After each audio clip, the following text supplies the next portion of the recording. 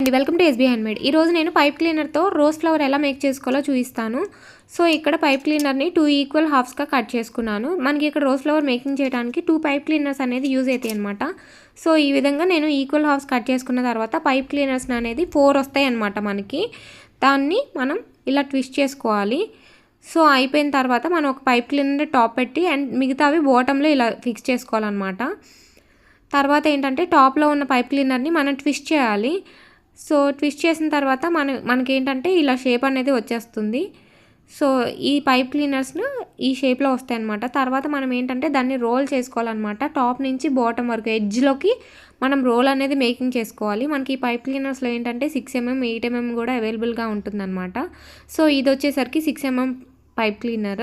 So మనకి pipe cleaners మనకి మీషోలో, అమెజాన్లో, ఫ్లిప్కార్ట్లో అన్ని ప్లేసెస్లో అవైలబుల్గా ఉన్నాయి. దగ్గర ఉన్న క్రాఫ్ట్ ప్లేసెస్లో కూడా మనకి అవైలబుల్గా ఉంటుంది.